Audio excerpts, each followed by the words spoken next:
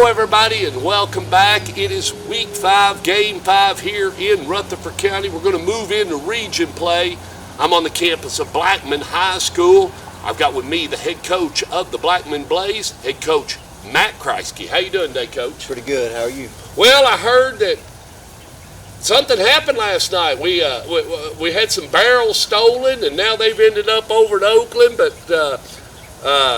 so the kids, the Spirit kids that had the barrels that beat on them, where's your barrels, Coach? I guess they're over at Oakland. I think Coach Kriesky has them in his office right now.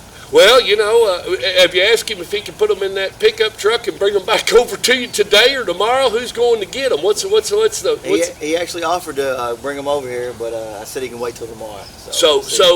But you will get your barrels back before 7 o'clock tomorrow night, so the Inferno can roll. We will. Okay, that's a good thing. But good comical fun, kids having fun, no danger there. I mean, just kids with wanting to create a little bit of fun, but it could have gotten bad. But other than that, I hope nobody gets in trouble for it. Let it go, please, administration faculty, because back years ago, I mean, it was bad.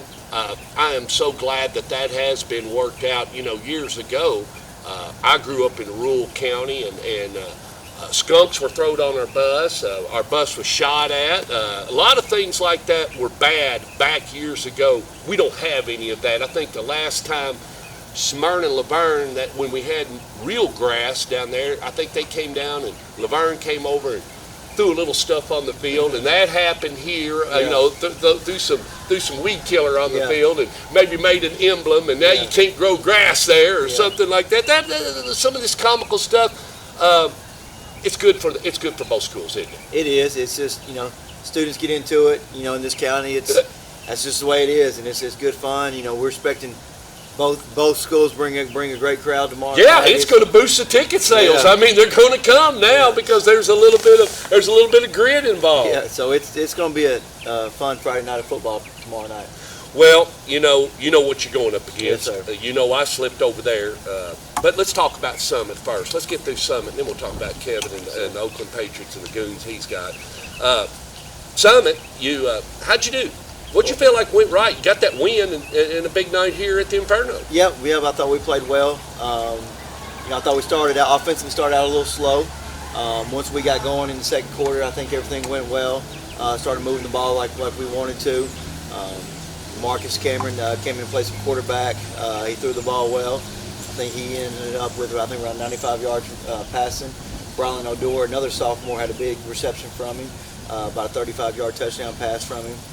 So it's good to see those young guys getting some playing time, get some experience in a game like that. You know, I told them this week's game is going to be twice as big. The atmosphere will be a lot bigger than it was last week. I thought our offensive line played well up front. They're getting better each week and progressing like we wanted them to. Defensively, still the kids are flying around and doing. Coach Crosby, the entire defensive staff is doing an excellent job. Being able to hold something to 0 points, I thought was a great thing for us last week. Well, and you're getting now just settled in. Yes. You're getting settled in. You've decided. You're 30 guys, basically 32 shell guys that want to play football for Blackman and can do what you need to do on Friday night. You know, this is the template until, somebody goes out injured, and then we'll backfill or do whatever. It is what it is, isn't it? Yeah, it is. Because you got to get an identity, so this is who we are. Yep. And I think, probably Coach Kriesky can tell you what our identity is, what we're going to do. And so, that's who we are. That's what we expect to be this year. We're going to have to do that tomorrow night to be successful on both sides of the ball, and then be able to execute on special teams. Second time you've coached against him, right? It is. It's the second time. It'll be the second time in your career, career of coaching. Again, when you start thinking about other coaches, and then you get to this one on the schedule, and you start thinking about Coach Kriesky, what's the first thing that jumps out that you know that's different from all the other coaches you've ever coached against? You've got to prepare for everything with Coach Kriesky. Especially offensively, he's going to do a great job of getting his guys ready, and you've got to be ready for anything and everything with him, because you never know what he's going to throw at you. You could have watched and broke down every film of him, but you might as well break down the 10, 15 years of him if you want to truly stop him. And when you were playing football like your brother, and you never imagined or you never thought in your wildest dreams that later on we're going to be coaching against each other. No, you would have told us in high school when Coach Kriesky was coaching us that we all three end up in Murfreesboro coaching in the same region. We all three probably would have laughed at you, but it's happened. And playing against him, I know how good of a coach he is for playing underneath him, and how well prepared he got me. Because he wasn't groomed like he is now. I mean, he hadn't learned or got his mouth busted when he was coaching. He was young, and he was just getting out and starting, wasn't he? He was, and he had to coach some little guys like me and my brother. But he put us in. We probably didn't make the plays needed, but he put us in the right position. We should have made them. But he did a great job, and learning from him, watching him throughout. After we graduated, I always followed him throughout his career. And saw him, and anytime that we ever wanted to talk to him, we could call him, and he sure would. He'd answer the phone and talk to us. So we really appreciate everything he's done for us. And now coaching against him the second time, it's going to be a tough game for us. But I think our guys are ready for it. But versus any other game on the schedule, the Riverdale game is huge to you. It's a big conference game, and of course the Rockvale, and we can go down the list and the Stewart's Creeks of the world and some of them.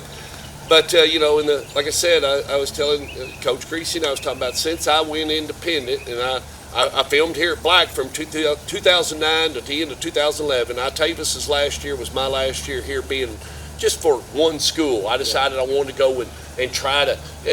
I wanted to do a Battle of the Borough. I wanted to do other games, and but since then, I've always done the Oakland Blackman game, and I was associated with it. But even throughout it, I was able to go over to Oakland and capture that game, and it's a special game. It's such a special game on the schedule. Just two good Murfreesboro schools going to tie into each other for 48 minutes. Yeah, it's going to be. I told the kids this morning after we got done, it's going to be a physical game. You better expect to be physical for all four quarters. And it's going to be. The environment's going to be great. Everything about it is going to be good. We're going to have to slow them down offensively, like you said. They've got 4 or 5 different backs they can hand the ball to, and they can take it to the house at any time. So we got to be ready for that.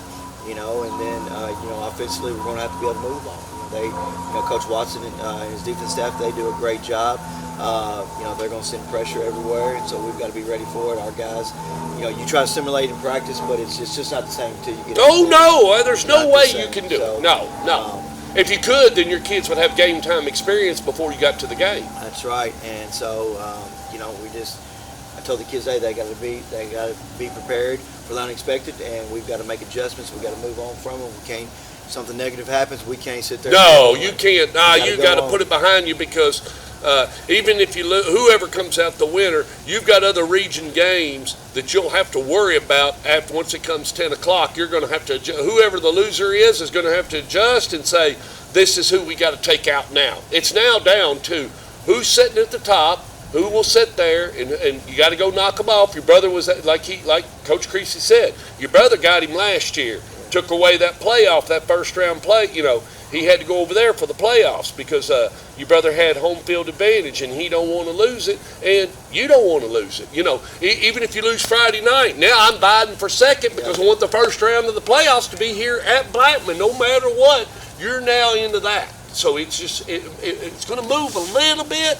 But we don't know how much, do we? No, we don't. That's what's great about high school football and Friday nights here, especially in Murfreesboro. Yeah, all righty. So, kids, tomorrow night, Stork Vision will be right here. We're going to get on the air about 30 minutes before kickoff, live from the Inferno. It will be the Oakland Patriots and the Blackman Blaze. Y'all come out and get a ticket and enjoy it live because it's going to be electric.